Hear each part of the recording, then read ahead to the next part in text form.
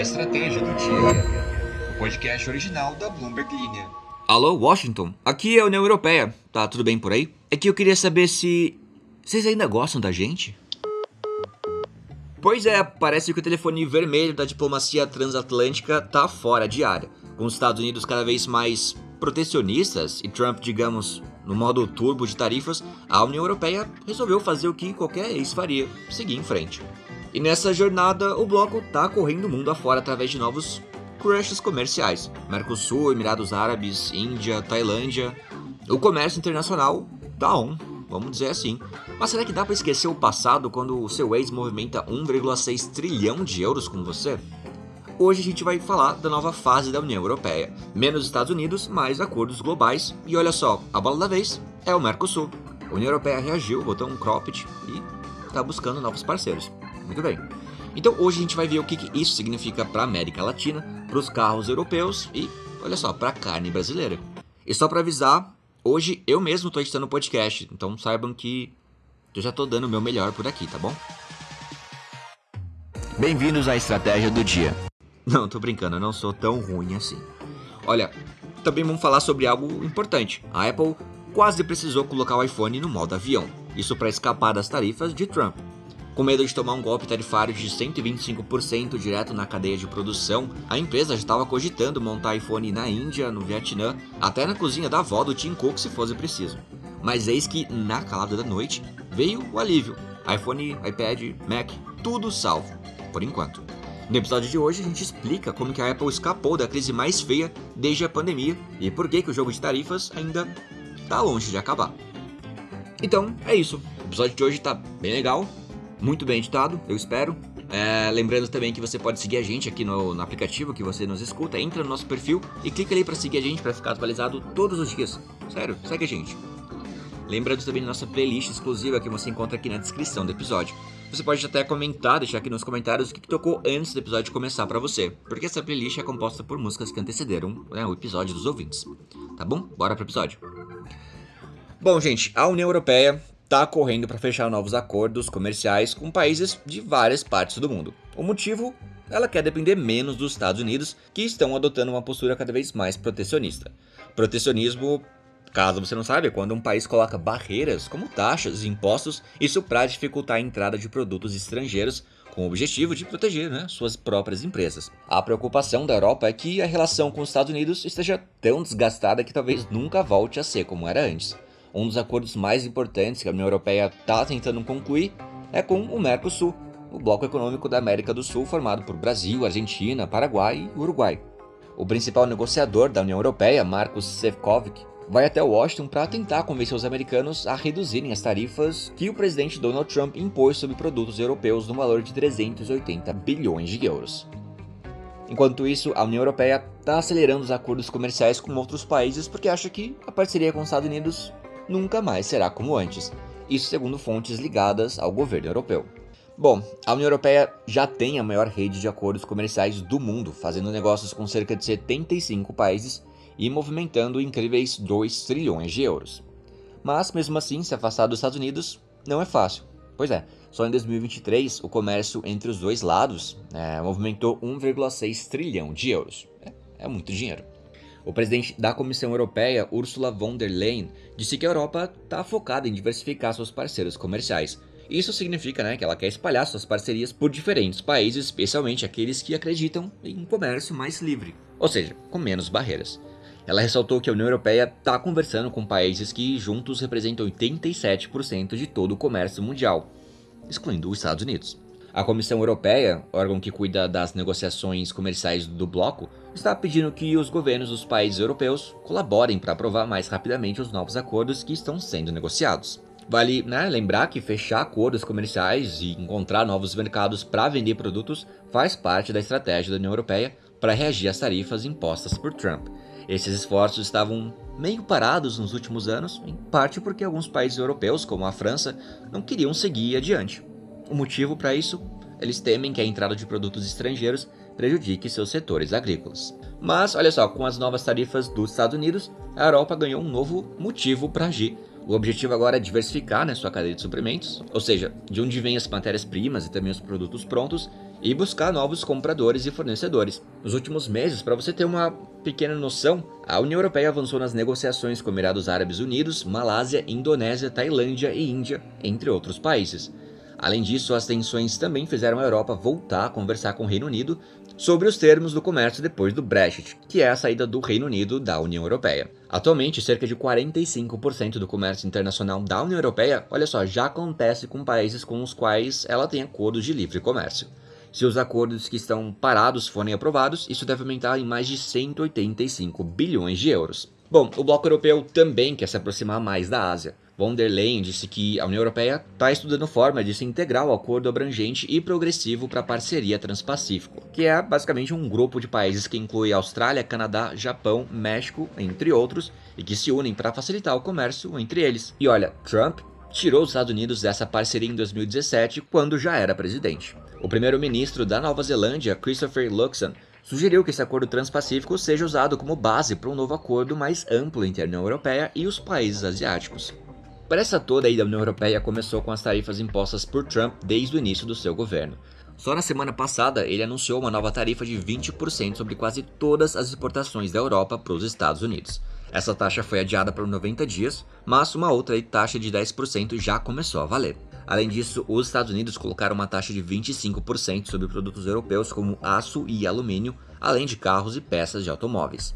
Trump também prometeu criar novas tarifas para produtos como madeira, chips de computador e remédios. E eu imagino que vocês se lembrem também que na semana passada Trump aumentou para 145% as tarifas sobre produtos, sim, da China. Isso gerou um alerta na Europa. Os europeus temem que a China, com essas portas fechadas nos Estados Unidos, passe a vender seus produtos mais baratos na Europa. E isso seria ruim? Sim, porque poderia prejudicar as empresas europeias. Pois é. Por isso, a presidente da Comissão Europeia conversou com o primeiro-ministro da China, Li Qiang, para criar um sistema que monitore esse possível desvio de produtos. Já Ursula von der Leyen e o presidente do Conselho Europeu, Antônio Costa, vão à China em julho para discutir esses assuntos numa cúpula.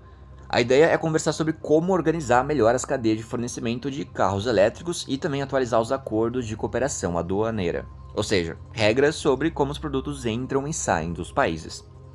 Olha, alguns países da União Europeia, como a Espanha, querem se aproximar mais da China, mas os Estados Unidos, como você deve imaginar, não gostam muito dessa ideia. O secretário do Tesouro americano, Scott Bessent, chegou a dizer que fazer isso seria como cortar a própria garganta, ou seja, seria uma péssima ideia. Cortar a garganta nunca é bom. A maioria dos países europeus ainda está desconfiada da China e o primeiro-ministro da França, François Bayrou, disse que a China está tentando substituir todos os produtos europeus nos setores agrícola e industrial. Tá, obrigado pelo contexto, é um pouco mais longo do que esperado, Alan, mas e o Mercosul, como que entra nessa jogada? Bom, o maior acordo comercial que a União Europeia quer concluir nesse momento é justamente com o bloco, com o Mercosul. Juntos com a Europa, esses países formariam um mercado com 780 milhões de consumidores. Sim, tem bastante gente. Depois de mais de 20 anos de negociações, a Europa e o Mercosul chegaram a um acordo político em dezembro de 2023 para criar esse pacto de livre comércio. As novas tarifas impostas por Trump fizeram até a Áustria, que era contra o acordo, mudar de ideia, o que deve facilitar a aprovação final. Esse acordo pretende aumentar o comércio entre os dois blocos, que hoje gira em torno de 110 bilhões de euros. Ele também quer reduzir as tarifas para a maioria dos produtos europeus vendidos na América do Sul e permitir que mais produtos agrícolas latino-americanos entrem na Europa. Além disso, ajudaria montadoras europeias a compensar as perdas causadas pelas tarifas de Trump lá nos Estados Unidos. Enfim, os ministros das Finanças da União Europeia se reuniram na Polônia e disseram que vão reforçar as parcerias atuais e buscar novos acordos comerciais que sejam vantajosos para todos. O chefe de economia da União Europeia, Valdis Dombrovskis, está muito difícil falar nomes nessa matéria, só tem nome difícil europeu. Pois é. Declarou que tarifas universais são ruins e atrapalham o crescimento econômico. Prejudicam também os consumidores e as empresas, tanto na Europa quanto nos Estados Unidos. Resumo da história, né? Como que chama aquela conclusão de fábulas? Moral da história, tarifas não são boas em nenhuma instância. Bora falar de Apple. Bom, a Apple conseguiu evitar um problemão nessas últimas semanas que poderia ter sido o maior desde a época da pandemia de Covid-19. Pelo menos por enquanto, tá? Olha, tudo começou com uma decisão do presidente dos Estados Unidos, Donald Trump, sim, vamos falar dele de novo. O que ele fez? Ele decidiu aumentar muito as tarifas para os itens feitos na China. A gente sabe disso. Essas tarifas seriam de até 125%, o que significa que um produto que custa R$100, por exemplo, passaria a custar 225 no mínimo com um imposto. Esse aumento nas tarifas poderiam causar um impacto muito forte na cadeia de produção da Apple, assim como aconteceu quando a Covid-19 atrapalhou o mundo inteiro há 5 anos atrás. Sim, já fazem 5 anos que a Covid aconteceu. Mas à noite de sexta-feira veio um alívio. O presidente dos Estados Unidos resolveu isentar vários produtos eletrônicos populares dessas tarifas. Isso sim inclui iPhones, iPads, Macs, Apple Watches e AirTags. Ou seja, a Apple não vai precisar pagar esse imposto extra por enquanto, vale a pena lembrar disso, por enquanto. Outra boa notícia para a empresa: uma tarifa menor de 10% que seria aplicada a produtos importados de outros países, não só da China, também foi retirada para esses mesmos itens. Bom, apesar disso, ainda existe o risco de um novo imposto, mais baixo, mas ainda assim um novo imposto, ser aplicado sobre produtos que usam semicondutores, que são aquelas pecinhas eletrônicas essenciais usadas em quase tudo: celular, carro, geladeira e muito mais. E lembra daquela tarifa de 20% sobre produtos da China? Ela continua em vigor, tá? Bom, mesmo assim, essa decisão de retirar as tarifas é vista como uma vitória para a Apple e para outras empresas que ainda dependem muito da China para fabricar seus produtos. Bom, antes de receber essa isenção, a Apple já estava se preparando para o pior. A empresa tinha um plano, olha só, fabricar mais iPhones lá na Índia, destinados ao mercado dos Estados Unidos. Isso porque os impostos lá seriam bem mais baixos do que na China. Essa mudança seria uma forma de evitar as tarifas altíssimas do país asiático, ao mesmo tempo não precisar aumentar muito os preços dos aparelhos. Vale lembrar que as fábricas da Apple na Índia estão aceleradas e com capacidade de fazer mais de 30 milhões de iPhones por ano. Isso já poderia atender uma parte considerável da demanda dos Estados Unidos, já que a Apple vende, olha só, 220 a 230 milhões de iPhones por ano e cerca de 1/3 vai para o mercado americano. Mas mudar a produção assim de um país para o outro não é fácil e nem rápido. E justamente agora que a empresa está se preparando para o lançamento do iPhone 17, que por enquanto vai ser fabricado sim na China. Dentro da Apple, os departamentos de operações, finanças e marketing estavam bem preocupados com o risco de atrasar esse lançamento, que geralmente acontece no outono do hemisfério norte, entre setembro e novembro. A preocupação era tanta que já existia uma sensação de pânico dentro da empresa. Olha, vamos imaginar que caso as tarifas tivessem sido aplicadas, a Apple teria que tomar decisões muito difíceis em poucos meses, como mover a produção do iPhone 17 para a Índia ou outro país, tentar negociar melhor com fornecedores e talvez até aumentar os preços dos aparelhos. Tinha analista falando que o preço do iPhone poderia chegar a R$20 mil. Isso convertendo, né? E nesse caso, o time de marketing teria que convencer os consumidores de que tudo isso valia a pena. Olha, apesar do alívio com a isenção, a incerteza continua. Não vai achando que tá tudo tranquilo por lá.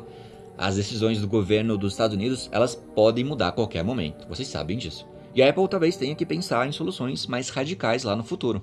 Outro ponto de tensão. Pois é, sempre tem mais. Se a Apple começar a sair da China rápido demais, como que o governo chinês vai reagir a isso? É de se pensar. A Apple ainda ganha 17% de toda a sua receita lá na China e tem dezenas de lojas no país. Isso é diferente da maioria das empresas americanas que não dependem tanto da China.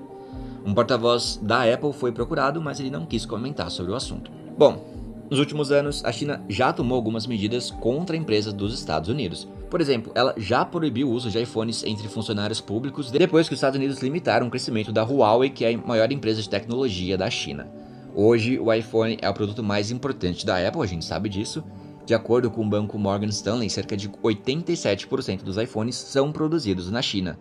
Além disso, 4 em cada 5 iPads também são fabricados lá, junto com 60% dos Macs, que são os computadores da marca. Mas olha só, apesar disso, a Apple já começou a diversificar sua produção. Quase todos os Apple Watches e AirPods já são fabricados no Vietnã. Alguns iPads e Macs também começaram a ser montados por lá, e a empresa está expandindo a produção de Macs na Malásia e na Tailândia. Nos Estados Unidos, a Apple vende cerca de 38% dos iPads e quase metade dos Macs, Apple Watches e AirPods, isso de acordo com Morgan Stanley. Mas, mesmo assim, fazer uma separação total da China seria muito difícil. Trump já pediu no passado que a Apple fabricasse seus produtos nos Estados Unidos, mas a verdade, gente, é que falta mão de obra especializada em engenharia e produção lá no país, ou seja, não tem gente suficiente com a qualificação necessária para fazer isso em larga escala. Eu estava falando sobre isso na semana passada no TikTok e eu fiquei sabendo que Na Índia tem mais mão de obra qualificada, mais gente com formação técnica do que nos Estados Unidos. Vale lembrar também que, além disso tudo, a China tem uma estrutura de fábricas tão grande e eficiente que é difícil competir. E como a Apple vende muitos aparelhos fora dos Estados Unidos também, a produção na China continua sendo essencial para o resto do mundo. No total, a Apple ganha quase 60% de sua receita fora das Américas, vale lembrar isso. Desde o início de abril, quando foi anunciado um novo pacote de tarifas, os lobistas, que são as pessoas contratadas para influenciar decisões políticas, que é da Apple e de outras empresas de tecnologia, começaram a pressionar o governo dos Estados Unidos para conseguir isentar seus produtos. Bom, nos últimos dias essa pressão aumentou ainda mais porque as trocas de farpas entre os governos dos Estados Unidos e da China fizeram com que as tarifas sobre produtos chineses chegassem a 145% em alguns casos. Esse aumento nas tarifas também afetaria a concorrência, tá? Por exemplo, a Samsung, que é uma rival da Apple, não fabrica seus telefones na China. Isso daria uma vantagem competitiva para ela, já que seus produtos não sofreriam com os mesmos impostos. Então, por isso, a Apple e outras empresas argumentaram que, em vez de forçar a montagem dos produtos nos Estados Unidos, o governo deveria focar em atrair empregos mais estratégicos e qualificados, como os relacionados à produção de semicondutores, que são fundamentais para a indústria de tecnologia. Bom, eu sou o Alan Blanco, as informações são da Bloomberg News e o episódio foi editado por Daiane Pinotti. Eu não consegui editar o podcast. E bora ler aqui alguns comentários rapidinho do episódio passado. Lúbia Lira Paz diz, que saudade que deu do Habbo Hotel. Eu acho que eu penso em Habbo Hotel toda semana, viu? Por algum motivo sempre volta à minha cabeça esse jogo. Luiz Thiago diz, acho que nem vai precisar enquete. E Alan é a melhor opção e mais comentada. Pois é, eu vi aqui os comentários. Não vou abrir enquete porque Alan é um nome bem bom mesmo. Então, quando precisar usar inteligência artificial, vocês vão estar aí com o Alan. Espero que ele não fale besteira, porque ele não pode ser demitido, eu posso. Natália diz, vamos ter que fazer abusar do café solúvel e começar uma revolta. E diz que tocou The Warning de Sick, ou The Warning é a banda. Eu acho que The Warning é a banda. Pois é, uma revolução de café seria legal. Ia ficar bem bonito nos livros de história. Gabriel Henrique diz, que tal o nome para a inteligência do Alan se chamar Primo Artificialan? Olha só, gostei da sugestão, mas democracia, né? Vamos ficar com Alan. E Samuel Figueiredo diz, tem que ser Alan, tá bom? Já entendi. E ele disse também que poderíamos também ter a prima na Iara, entendeu? Ia. São bem criativos, uou. Obrigado pela sugestão, galera. Gente, eu vou ficando por aqui. Muito obrigado pela audiência mais uma vez. Até o próximo episódio. Com o Alan verdadeiro, eu espero. Até lá. Tchau, tchau. Um big beijo.